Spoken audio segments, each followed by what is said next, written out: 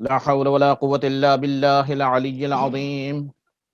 حسبنا الله ونعم الوكيل، نعم المولى ونعم النصير. أعوذ بالله من الشيطان الرجيم، بسم الله الرحمن الرحيم. الحمد لله الذي لم يتخذ صاحبة ولا ولدا ولم يكن له شريك في الملك ولم يكن له ولي من الذل وكبره تكبيرا. اللهم صل على محمد وعلى محمد. الحمد لله الذي هدانا لهذا وما كنا لنهتدي لولا أن هدانا الله.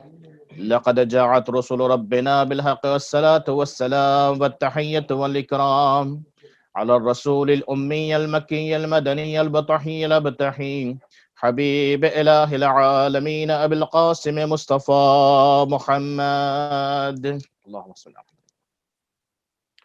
وعلى الطيبين الطاهرين المعصومين المظلومين الذين أذهب الله عنهم الرجس وطهرهم تطهيرا.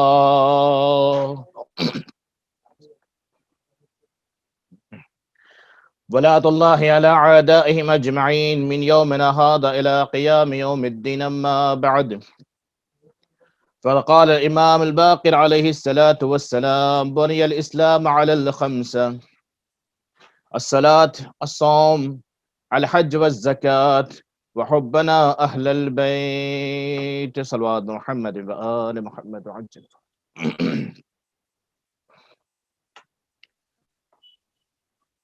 ماہ اذا کی تیسری مجلس ہے. خدا کا لاکھ لاکھ شکر ہم ادا کرتے ہیں کہ خداوند عالم نے ہمیں توفیق دی کہ ماہ اذا میں عزاداری کر سکے اور امام زمانہ کو اور بی بی فاطمہ زہرا کو پرسا دے سکے.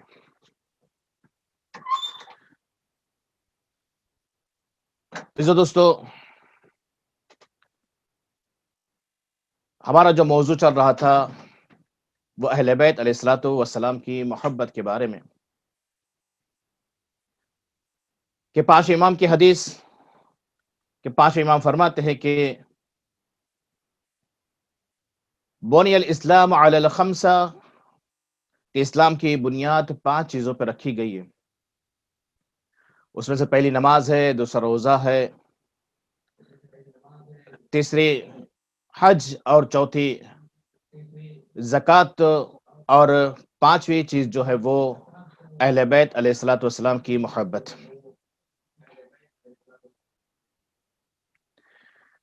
اہل بیت علیہ الصلوۃ والسلام کی محبت کے بارے میں امام نے فرمایا تھا کہ اہل بیت علیہ الصلوۃ والسلام کی محبت ہر حال میں ہم پر واجب ہے. آئیے قیامت کے دن جو ہم سے سوال ہوں گے اس میں روایت کے اندر جو بیان کیا جاتا ہے کہ 5 امام کی حدیث ہے. 5 امام محمد باقر علیہ الصلوۃ والسلام ارشاد فرماتے ہیں کہ قیامت میں سب سے پہلا سوال جو ہوگا وہ نماز کے بارے میں ہوگا. لیکن قیامت کے دن ہر قدم قدم پر جو سوالات ہوں گے وہ بھی ہم جاننا چاہیں گے کہ قیامت کے دن ہر قدم قدم پر کون سے سوال خداوند تعالی ہم سے کرے گا. الگ الگ مقام پر الگ الگ سوالات ہوں گے، جس میں سے بیان کیا گیا کہ بعض روایت کے اندر پہلا سوال نماز کے بارے میں بیان کیا گیا ہے، بعض روایت میں پہلا سوال اہل بیت علیہ الصلوۃ والسلام کے لیے بیان کیا گیا ہے، اور بعض روایت کے اندر دوسرا روزے کے لیے سوال کیا جائے گا. تو جو دوستو، ہمارے 5 امام اور چھٹے امام محمد باقر اور امام جعفر صادق علیہ الصلوۃ والسلام حدیث میں ارشاد فرماتے کہ خداوند عالم قیامت کے دن ہر انسان سے قدم قدم پر 4 سوال کرے گا.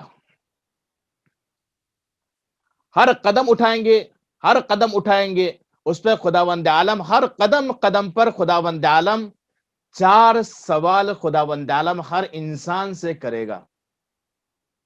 تو ہم دیکھیں وہ 4 سوال کون سے ہیں. 4 سوال کے بارے میں بیان کیا جاتا ہے کہ امام نے بیان فرمایا کہ 4 سوال میں سب سے پہلا سوال کہ خداوند عالم نے آپ کو جو جوانی عطا کی تھی، وہ جوانی کو آپ نے کس راستے پہ خرچ کیا؟ آیا صحیح راستے پہ خرچ کیا یا غلط راستے پہ خرچ کیا؟ اگر صحیح راستے پہ خرچ کیا ہوگا تو اس کا ضرور ثواب اور اچھا بدلہ ملے گا. لیکن اگر غلط راستے پہ اگر ہم نے خرچ کیا اپنی جوانی کو، تو اس کا ضرور ہمیں عذاب ملے گا، عقاب ملے گا. تو یہ جوانی جو خداوند عالم نے ہمیں عطا کی ہے، اس کو ہم غنیمت سمجھے.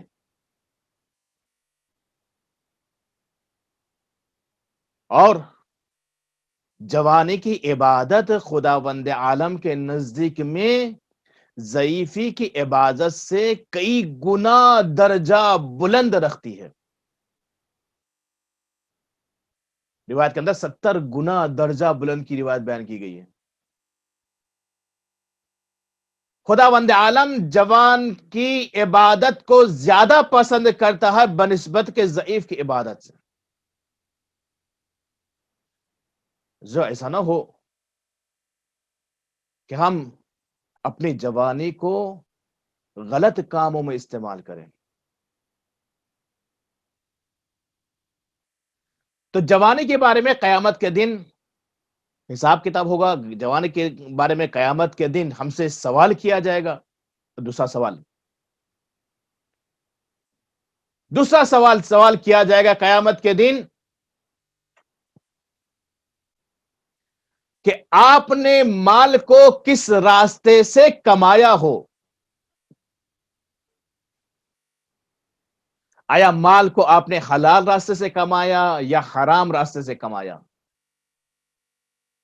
وَفِي الْحَلَالِ حِسَابٌ وَفِي الْحَرَامِ عِقَابٌ کہ قیامت کے دن مال کے بارے میں جو سوال کیا جائے گا، جو مال ہم نے کمایا حلال راستے سے، اس کا بھی حساب دیا جائے گا، اس کا حساب مانگا جائے گا. وَفِي الْحَرَامِ عِقَابٌ جو حرام ہم نے اگر کمایا ہے وہ تو بے شک اس کا تو عذاب اور عقاب ملنا ہے. 2 سوال ہوئے قیامت کے دن کے. پہلا سوال جوانی کے بارے میں، دوسرا سوال مال کمانے کے بارے میں. اب آئے ہم تیسرا سوال دیتے کہ تیسرا سوال قیامت کے دن ہم سے کون سا کیا جائے گا. قیامت کے دن جو تیسرا سوال ہوگا وہ ہوگا کہ آپ نے مال تو بے شک اگر آپ نے حلال راستے سے کمایا ہوگا تو پھر اس کے لیے اور ایک سوال ہوگا کہ آپ نے یہ مال جو کمایا تھا حلال راستے سے، اس کو کس راستے پہ آپ نے خرچ کیا.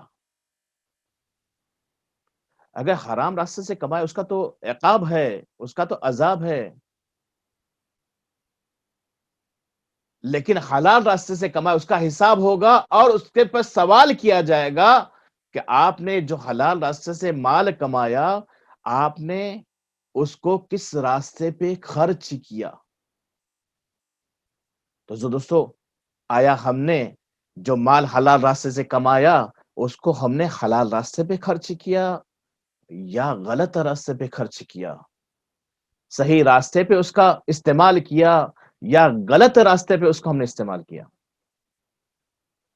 اگر صحیح راستے پہ ہم نے استعمال کیا ہوگا تو اس کا ضرور اچھا بدلہ قیامت کے دن ملے گا. لیکن اگر اس کو غلط راستے پہ خرچ کیا ہوگا تو اس کا عقاب ہمیں ملے گا، اس کا عذاب ہمیں ملے گا. تو جو مال اس کو صحیح راستے سے کمانا اور اس کو صحیح راستے پہ خرچ کرنا یہ ہماری ذمہ داری ہے. آیا اس مال سے ہم نے خمس نکالا یا نہیں نکالا؟ آیا اس مال سے ہم نے زکوٰۃ نکالی یا نہیں نکالی؟ یہ بھی قیامت کے دن ہم سے سوال کیا جائے گا. آیا اس مال میں ہم نے اسراف تو نہیں کیا؟ اس کے بارے میں بھی قیامت کے دن سوال کیا جائے گا. تو یہ جو 3 سوال ابھی تک ہوئے قیامت کے دن، پہلی جوانی کا، دوسرا مال کو ہم نے کس راستے سے کمایا، تیسرا مال کو ہم نے کس راستے پہ خرچ کیا، اور چوتھا سوال جو اہم سوال ہے کہ قیامت کے دن ہم سے جو سوال کیا جائے گا، امام فرماتے ہیں کہ قیامت کے دن جو سوال کیا جائے گا وہ ہم اہل بیت علیہ الصلوۃ والسلام کے بارے میں ہوگا کہ اہل بیت کی محبت آپ کے دلوں میں تھی یا نہ تھی. اہل بیت کی محبت اگر آپ کے دلوں میں ہوگی تو ضرور اس کا نیک بدلہ قیامت کے دن جنت کی صورت میں عطا کیا جائے گا. لیکن اگر اہل بیت کی محبت اگر نہیں ہوگی تو اس کو عذاب اور عقاب دیا جائے گا. تو جو اہل بیت علیہ الصلوۃ والسلام کی محبت قیامت کے دن ہر قدم قدم پر سوال کیا جائے گا اہل بیت علیہ الصلوۃ والسلام کی محبت کے بارے میں. اہل بیت علیہ الصلوۃ والسلام کی محبت صرف ہم مسلمانوں میں جو نہیں ہے، بلکہ مسلمانوں کے علاوہ بھی کئی لوگ ہیں جو اہل بیت علیہ الصلوۃ والسلام سے محبت کرتے ہیں. خاص کر کے محرم میں ہم دیکھتے ہیں کہ اہل بیت علیہ الصلوۃ والسلام سے ان کی محبت. لیکن ہاں، یہ محبت کافی نہیں ہے جنت پہنچانے کے لیے. اہل بیت کے بتاوے ہوئے راستے پہ چلنا، اہل بیت نے جو ہم کو ہدایت دی ہے اس ہدایت کو قبول کرنا، وہی صراط مستقیم ہے، جو سیدھے راستے پر جو اہل بیت جس راستے پہ چل رہے اسی راستے پہ ہم کو چلنا، وہی صراط مستقیم ہے. تو آیا کہ اہل بیت نماز نہیں پڑھتے تھے؟ بے شک اہل بیت نماز پڑھتے تھے. تو آیا اہل بیت روزہ نہیں رکھتے تھے؟ بے شک اہل بیت روزہ رکھتے تھے. آیا اہل بیت حج نہیں کرتے تھے؟ بے شک اہل بیت حج کرتے تھے. اور ہمارے دوسرے امام حسن کے لیے بیان کیا جاتا ہے، امام حسن علیہ الصلوۃ والسلام نے 25 یا 26 حج پیدل کیا ہے. یعنی مدینے سے مکہ تک پیدل گئے حج کرنے کے لیے. 25 یا 26 حج. تو عزیزو، ہمارے حج کے بارے میں ہم سوچے کہ ہمارا حج کیسا ہوتا ہے. ہم جاتے ہیں حج کرنے، ہمیں یقین نہیں ہوتا کہ ہمارا حج خداوند عالم نے قبول کیا یا نہیں کیا. لیکن اہل بیت کے حج کے بارے میں ذرہ برابر بھی شک نہیں ہمیں. اور بے شک ان کا حج قبول کیوں نہیں ہوگا؟ بے شک ان کا حج، کیونکہ وہ ولی خدا ہے، وہ امام ہے اللہ کی طرف سے ہمارے لیے. اور وہ بھی 25-26 حج پیدل جانا. فقط یہ امام حسن نہیں بلکہ کئی امام ہیں. چوتھے امام کو دیکھے، چوتھے امام جب حج کرنے جاتے تھے تو ایسے قافلے میں جاتے تھے کہ جہاں پر ان کا کوئی پہچان والا نہ ہو، جاننے والا نہ ہو اس قافلے میں. کیوں ایسے قافلے کو پسند کرتے تھے امام؟ کیونکہ اس قافلے میں جا کر امام خدمت کر سکے، حاجیوں کی خدمت کر سکے. ایسے قافلے میں امام شامل ہوتے تھے.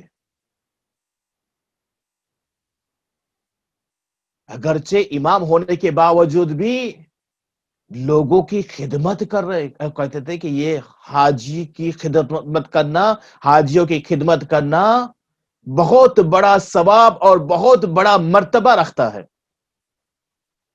اور جناب جبرائیل سے ہمارے رسول حضرت محمد مصطفیٰ صلی اللہ علیہ وآلہ وسلم، اللہم صلی علی محمد وآلہ محمد، ایک مرتبہ جناب جبرائیل سے رسول خدا نے سوال کیا کہ اے جبرائیل، کاش خدا تمہیں اگر انسان بناتا تو کیا تم انسان بننا پسند کرتے؟ تو جناب جبرائیل نے جواب دیا، ہاں، صرف 7 کاموں کی وجہ سے. 7 کام آج انشاءاللہ کل بیان کروں گا، صرف ایک ہی دیکھیے. اگر موقع ملا تو کل انشاءاللہ اس پہ زیادہ تشریح کی جائے گی. 7 میں سے ایک کام ہم دیکھیں. جناب جبرائیل فرماتے کہ یا رسول اللہ، اگر خدا مجھے انسان بناتا تو ایک وجہ 7 میں سے ایک یہ ہے کہ میں پسند کرتا حاجیوں کی خدمت کرنا. حاجیوں کی خدمت کرنا میں پسند کرتا، یعنی حاجیوں کو پانی پلانا میں پسند کرتا، حاجی کو کھانا کھلانا میں پسند کرتا، میں سقا بننا چاہتا ہوں حاجیوں کا، میں حاجیوں کو پانی پلانا چاہتا ہوں۔ تو جو اہل بیت علیہ الصلوۃ والسلام ایک نمونہ، ایک ماڈل ہمارے لیے، اور ہم سب کے لیے بیان کیا گیا کہ ہم اہل بیت علیہ الصلوۃ والسلام سے محبت کریں ہر حال میں، چاہے ہم اپنے وطن میں ہو، چاہے ہم غریب الوطن یعنی سفر میں ہو، چاہے ہم صحیح سلامت ہو، چاہے ہم بیمار ہو، ہر حال میں اہل بیت علیہ الصلوۃ والسلام کی محبت ہم پر واجب ہے۔ صرف دعویٰ نہیں کرنا ہے کہ ہم اہل بیت سے محبت کرتے ہیں، محبت کے دعوے پر عمل کر کے دکھانا ہے کہ ہم اہل بیت علیہ الصلوۃ والسلام سے بالکل بے شک ہم اہل بیت سے محبت کرتے ہیں۔ عزیزو، اہل بیت کتنے کریم تھے، آج بھی ان کے دروازے پر جائے کوئی خالی ہاتھ نہیں لوٹتا۔ دیکھیں کربلا جا کر، دیکھیں خراسان جا کر، دیکھیں اور اماموں کے روزے پر جا کر، امام علی کے روزے پر جا کر دیکھیں، کبھی کوئی آدمی خالی ہاتھ نہیں پلٹے گا، ضرور بس ضرور وہاں سے اپنی حاجت کو لے کر ضرور نکلے گا۔ جب امام علیہ الصلوۃ والسلام باحیات تھے تب بھی ان کے دروازے پر سے کوئی خالی ہاتھ نہیں لوٹا، اب جب شہید ہو چکے ہیں، ان کی قبریں موجود ہیں، ان کے مزارات موجود ہیں، تو بھی ان کے دروازے پر سے کوئی خالی ہاتھ نہیں لوٹتا۔ اور صرف امام مسلمانوں کے لیے نہیں ہے، بلکہ غیر مسلمان بھی اگر امام کے دروازے پر جا کر مانگتا ہے تو بھی امام ان کی مدد کرتے ہیں، ان کی حاجتوں کو پوری کرتے ہیں۔ آٹھواں امام، امام علی ابن موسیٰ الرضا علیہ الصلوۃ والسلام، صلی اللہ علیہ محمد وعلیہ وسلم۔ امام رضا کا ایک واقعہ میں بیان کیا جاتا ہے، امام رضا کے حرم کا واقعہ۔ ایک عیسائی عورت تھی، ایک عیسائی خاتون تھی جو شیراز میں رہتی تھی، شیراز سے آئی مشہد مقدس امام رضا کے روضے کے پاس، اور وہاں پر آنے کے بعد امام رضا کے آفس میں جاتی ہے، اور وہاں پر جو اس نے نذر کی تھی، جو منت مانی تھی، اس کے شوہر نے جو منت مانی تھی، وہ جا کر اس نے منت پوری کی، وہاں جا کے ہدیہ دے دیا۔ حرم میں آئی، آفس میں گئی، اور جو نذر کی تھی وہ اس نے ادا کی اور زیارت کی، اور وہاں سے روانہ ہو رہی تھی۔ جب باہر نکل رہی تھی تو اس کی چادر جو حجاب کرنا تھا، صحیح جو طریقہ حجاب کا، اس نے حجاب صحیح سے طریقہ اس نے اپنا نہیں تھا، وہ صحیح سے حجاب نہیں کر رہی تھی، اور بس باہر نکل رہی تھی، اپنے کام کی طرف روانہ ہو رہی تھی۔ ایک خادم آگے بڑھتا ہے اور کہتے کہ بی بی، آپ کو پتہ ہے یہ امام کا حرم ہے، یہ ہمارا کوئی گھر نہیں ہے، یہ امام کا حرم ہے، یہاں پر باحجاب رہنا چاہیے، یہاں پر کئی نامحرم بھی ہے، یہاں پہ حجاب کے ساتھ آنا چاہیے۔ تو اس عورت نے سامنے اس خادم سے کہا کہ میں کوئی مسلمان عورت نہیں ہوں کہ مجھ پہ حجاب واجب ہو، میں ایک عیسائی ہوں کہ جو شیراز سے یہاں پر آئی ہوں۔ اچھا، آپ عیسائی شیراز سے یہاں پر کیا کرنے آئی؟ سوال کیا اس سے کہ یہاں پر سب مسلمان آتے ہیں، آپ عیسائی ہو کر یہاں پر؟ کرے کہ ہاں، میرے شوہر نے ایک نذر کی تھی، ایک منت مانی تھی میرے شوہر نے۔ تو کیا تھا منت، کیا تھی نذر؟ کرے میرے شوہر نے، کیونکہ ہمارا بیٹا بہت ہی زیادہ بیمار، بہت ہی زیادہ علیل تھا، میرے شوہر نے نذر کی، منت مانی، امام رضا کے نام پر توسل کیا، امام رضا کا خداوند عالم سے واسطہ دیا، خداوند عالم کو امام رضا کا، اور دعا کی کہ پروردگارہ اگر میرے بیٹے کو اگر امام کے واسطے سے اگر شفا مل جائے تو میں ضرور اتنی رقم اتنا ہدیہ امام کے روزے تک پہنچاؤں گا. خداوند عالم نے ہماری بات سن لی امام رضا کے واسطے سے، اور خداوند عالم نے ہمارے بیٹے کو شفا دی. جیسے ہی ہمارے بیٹے کو شفا ملی، میرے شوہر نے مجھ سے کہا کہ جاؤ فوراً یہ جو نذر ہم نے امام رضا کی مانی ہے، جا کے ان کے حرم میں جا کر یہ نذر کو پوری کرو. اور فوراً میں نے آج صبح کی پرواز لی، آج صبح کی فلائٹ لی، اور مشہد مقدس آئی. بس میرا کام ہو گیا، اب فلائٹ لے کر میں دوبارہ شیراز کی طرف روانہ ہو رہی ہوں. تو جو دوستوں ہم دیکھیں کہ امام رضا صرف مسلمانوں کے امام نہیں ہے، امام رضا صرف ہمارے ہی امام نہیں ہے، بلکہ امام رضا تمام کائنات کے امام ہیں. امام رضا سب کے امام ہے. امام رضا کے دروازے پر جو آیا وہ خالی ہاتھ نہیں جاتا. یہ اہل بیت کا دروازہ ہے، یہاں سے کوئی خالی ہاتھ نہیں جائے گا. یہاں سے جو بھی ہم اپنی مرادیں لے کر آئیں گے، جو بھی اپنی حاجت لے کر آئیں گے، وہ ضرور بضرور یہ حاجتیں ان کی ضرور بضرور پوری ہوگی. اور امام حسین صلی اللہ علیہ وسلم کا دروازہ، امام حسین علیہ السلام کا دروازہ تو، کیونکہ امام حسین کریم ابن کریم ہے. کریم کسے کہا جاتا ہے؟ انسان کی 4 صورتیں ہیں. انسان 4 قسم کے انسان ہیں. ایک انسان یا تو لئیم ہوگا، یا تو بخیل ہوگا، یا تو سخی ہوگا، یا کریم ہوگا.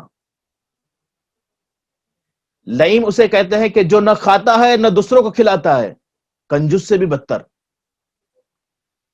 بخیل، جسے کنجوس ہماری زبان میں کہا جاتا ہے کہ جو خود تو کھاتا ہے لیکن دوسروں کو نہیں کھلاتا.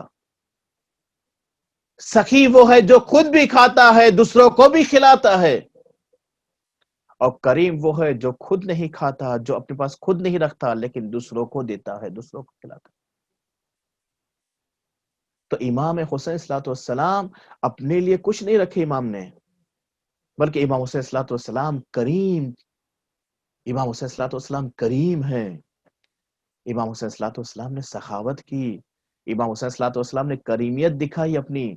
اور آج بھی جو امام حسین کے دروازے پہ جائے گا وہ خالی ہاتھ پلٹ کر نہیں آئے گا. اور دوستو، ایک اعرابی امام کی خدمت میں آیا.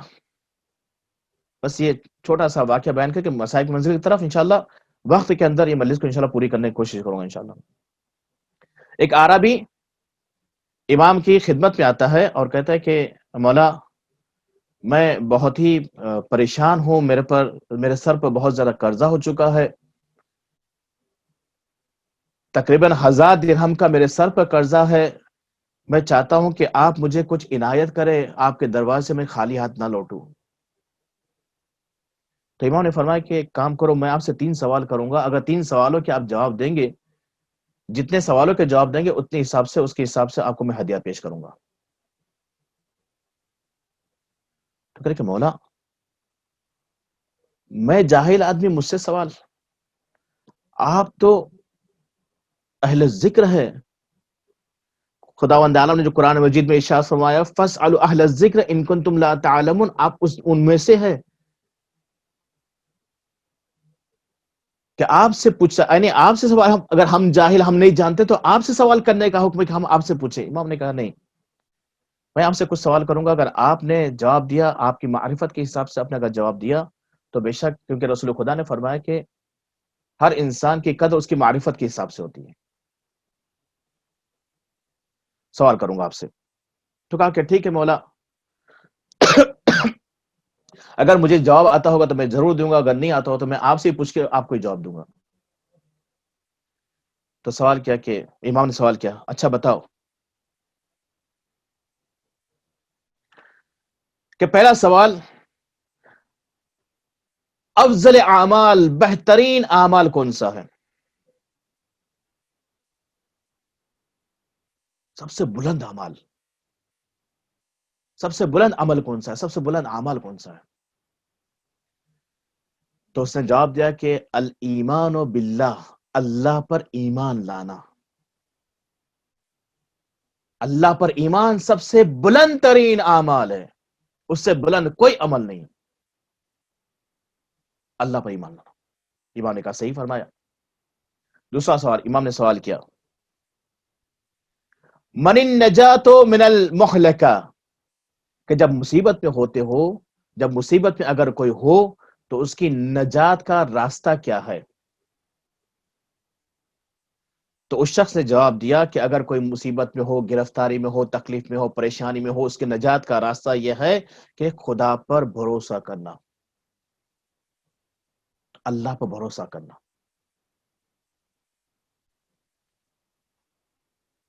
جو اللہ پر بھروسہ کرے گا، اللہ اس کے لیے راستوں کو ہموار کر دے گا، اس کی مشکلوں کو حل کر دے گا. امام نے کہا کہ بے شک تم نے صحیح کہا. امام نے تیسرا سوال کیا، اچھا یہ بتاؤ فما یزین الرجل، کہ مرد کے لیے زینت والی چیز کون سی ہے؟ تو اس نے جواب دیا کہ مولا علم مع الحلم، کہ علم حلم کے ساتھ، بردباری کے ساتھ. صرف علم کافی نہیں بلکہ حلم ہونا چاہیے اس کے ساتھ میں، تب اس کے لیے یہ زینت کا سبب بنتی ہے. امام نے فرمایا کہ بہت ہی اچھا جواب دیا. تو امام نے فرمایا کہ ٹھیک ہے، یہ تم نے 3 سوال تو بیان کیے، لیکن اور ایک سوال آپ سے کرتا ہوں. اگر یہ نہ ہو اس کے پاس علم، حلم کے ساتھ نہ ہو، تو کیا اس کے لیے بہتر ہے؟ تو امام، اس شخص نے امام سے جواب دیا مال مع مروہ، مال، کہ اس کے پاس مال ہو لیکن مروت کے ساتھ ہو اس کے پاس، یعنی سخی ہو، سخاوت کرنے والا ہو، صرف اپنے لیے جمع نہ کرے، دوسروں کو بھی دیتا رہے. امام نے کہا کہ اگر یہ بھی نہ ہو اس کے پاس تو کیا ہونا چاہیے؟ تو اس نے جواب دیا فقر معہ صبر، کہ فقیری ہو لیکن اس کے ساتھ صبر ضرور ہونا چاہیے. فقیر، کوئی فقیر ہو تو صبر ہونا ضروری ہے. فقیری صبر کے علاوہ کوئی فائدے والی نہیں ہے. تو امام نے فرمایا، بس مختصر کہوں، امام نے فرمایا کہ اگر یہ بھی نہ ہو، فقیری صبر کے ساتھ نہ ہو، تو شخص نے جواب دیا کہ آسمان سے ایک آگ برسے، ایک بجلی آئے آسمان سے، اس کو ہلاک کر دے. اس کا کوئی فائدہ نہیں ہے رہنے کا. کہ فقیری اور صبر کے ساتھ نہ ہو تو کوئی فائدہ نہیں ہے رہنے کا. امام مسکرائے اور امام نے اس کو 1000 درہم دیا، اور ساتھ ساتھ میں اپنی انگوٹھی نکالی، اور امام نے فرمایا کہ یہ انگوٹھی تقریباً 200 درہم کی ہے، یہ تمہارے لیے ہدیہ. 1000 درہم سے اپنا قرضہ ادا کر دینا، اور یہ 200 درہم اپنے اوپر خرچ کر لینا. تو اس دوستو یہ کریم ہے امام. دیکھیں ہم نے امام کتنے کریم ہے امام ہمارے. عزیز دوستو، آج کربلا میں، آج مصائب میں، کربلا میں اس شہید کا مصائب پڑھنا چاہتا ہوں جس نے امام کے پاس آ کر معافی مانگی تھی،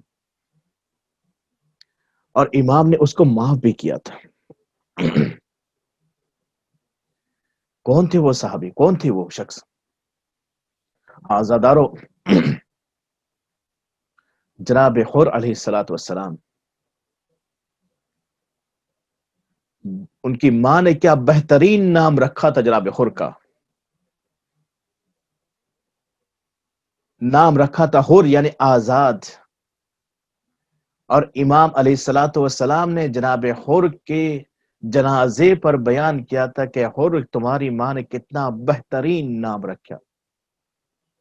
انت حر فی الدنیا وسعید فی الاخرہ، اے حر تم دنیا میں بھی آزاد اور کامیاب ہوئے، اور آخرت میں بھی آزاد اور کامیاب ہوں گے. زادارو، جناب حر جب تک امام کے لشکر میں نہیں آئے تھے، دشمنوں کے لشکر میں تھے، دشمن کے کمانڈر تھے لشکر کے، امام کو گھیرنے کے لیے ہور کو بھیجا گیا تھا۔ ہاں آزادارو، لیکن جناب ہور کو یہ توفیق کیسے ملی کہ جناب ہور یزید کے لشکر میں سے نکل کر امام کے لشکر میں آئے؟ علماء بہت سارے اس کے ریزن بیان کرتے ہیں کہ جناب ہور کو یہ توفیق کیسے ملی۔ اس میں سے 2 ریزن میں آپ کے سامنے بیان کروں گا، جناب ہور کو یہ توفیق کیوں ملی۔ پہلا ریزن، جناب ہور کے دل میں جناب فاطمہ زہرا سلام اللہ علیہا کی محبت تھی، اہل بیت کی محبت تھی۔ دوسرا ریزن، یہ پہلا ریزن میں انشاءاللہ بھی بیان کروں گا کہ کیوں، کہاں پتا چلا ہمیں کہ جناب ہور کے دل میں جناب فاطمہ زہرا کی محبت تھی۔ پہلے ہم دوسرے ریزن کو دیکھ لیں۔ دوسرا ریزن یہ تھا کہ جب جناب ہور نے امام کے لشکر کو گھیرا، اس وقت جب نماز کا ٹائم آیا، نماز کا وقت آیا، تو امام ظہر یا عصر کی نماز تھے، امام نماز پڑھنا چاہتے تھے، کہ امام نے ہور سے کہا کہ میں اپنے صحابی کے ساتھ اس طرح نماز پڑھ لوں، آپ جاؤ الگ اپنے اپنے لشکر والوں کے ساتھ نماز پڑھ لو۔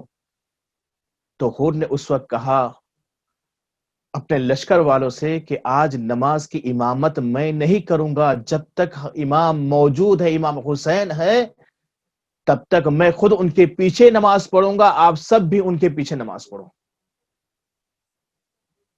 امام کی عزت و احترام کی جناب ہور نے، اگرچہ دشمن بن کر آیا تھا، اگرچہ لشکر لے کر آیا تھا، اگرچہ امام کو گھیرنے کے لیے آیا تھا، پھر بھی کہتا ہے کہ نہیں، میں امام کے پیچھے نماز پڑھوں گا، آپ سب لوگ امام کے پیچھے نماز پڑھو۔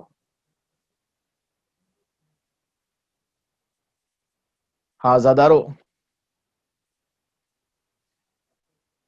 امام حسین صلی اللہ علیہ وسلم کا لشکر، امام حسین صلی اللہ علیہ وسلم کا یہ قافلہ جو ہے نا، وہ روا دوا ہے، کوفے کی طرف جا رہا ہے۔ اتنے میں کیا دیکھا کہ کسی شخص نے آواز بلند کی، اللہ اکبر۔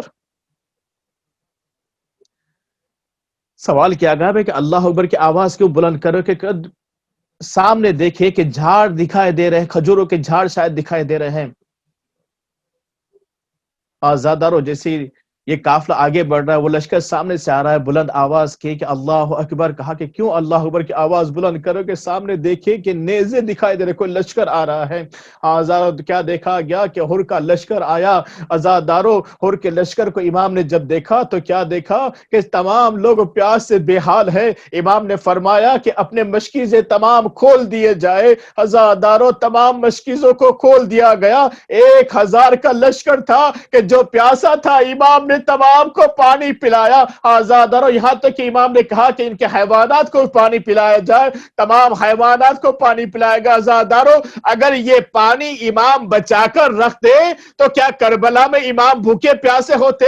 نہیں نہیں، لیکن امام دیکھیں انسانیت امام کے اندر، کہ کوئی پیاسا آیا ہے تو امام نے یہ پانی تمام دشمنوں کے سامنے رکھ دیا کہ پانی پی لے۔ آزادارو، اتنے میں کیا دیکھا گیا کہ لشکر میں سے ایک ضعیف تھا کہ جو پیچھے آہستہ آہستہ آ رہا تھا، جب آ کر دیکھا کہ آ کر امام کے سامنے نڈھال ہو گیا، امام کے سامنے گر گیا۔ امام خود اپنی جگہ سے بلند ہوئے، اس ضعیف انسان کو امام نے خود اپنے ہاتھوں سے پانی پلایا۔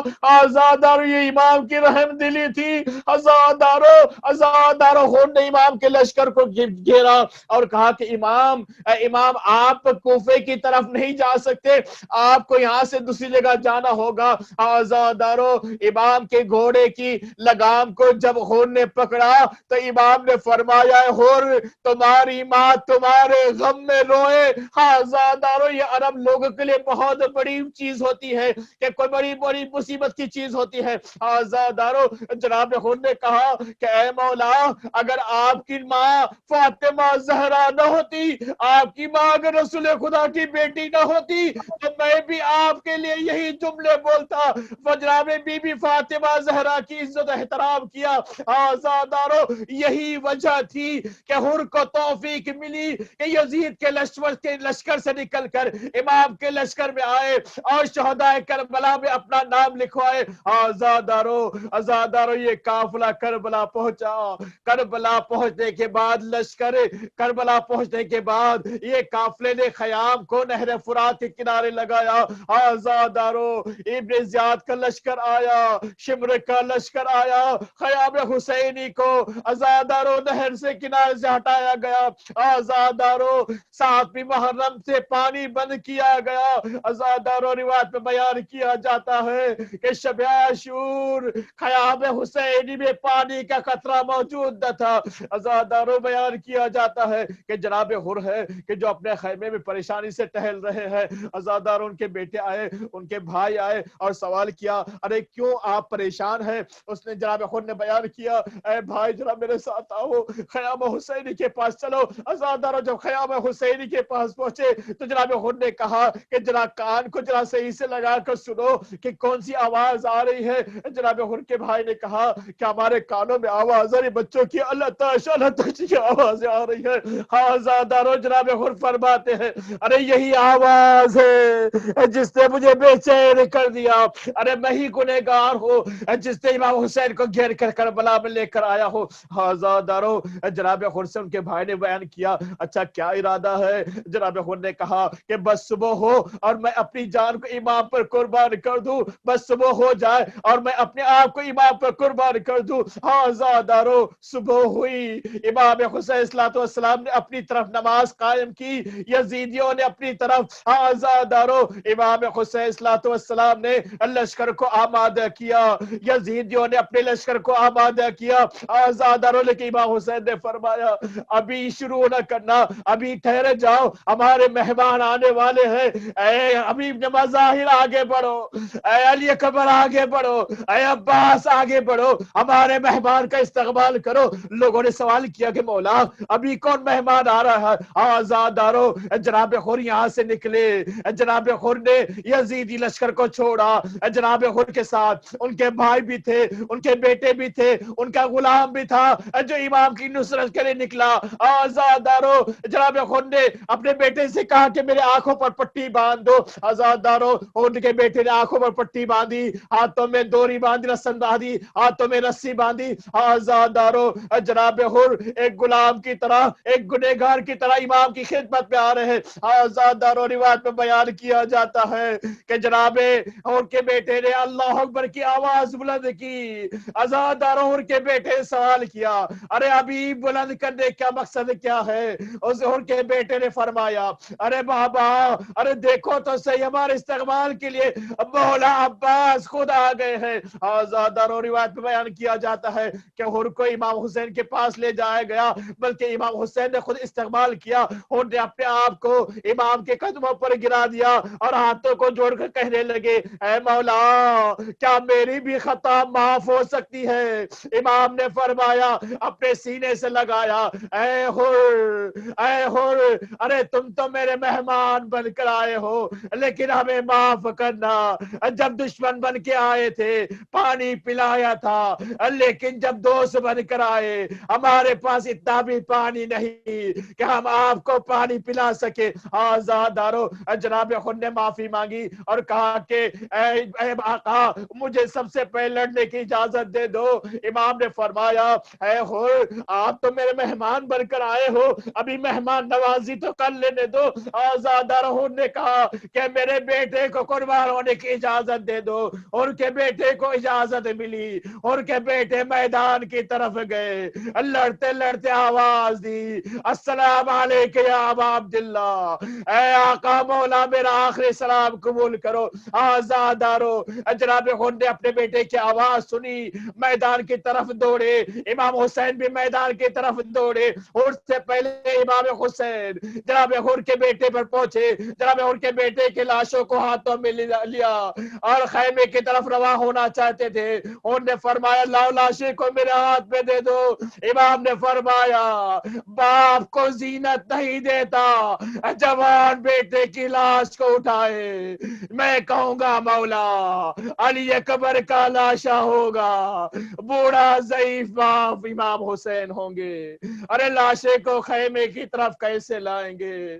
باپ کی زینت نہیں دیتا کہ بیٹے جوان بیٹے کی لاش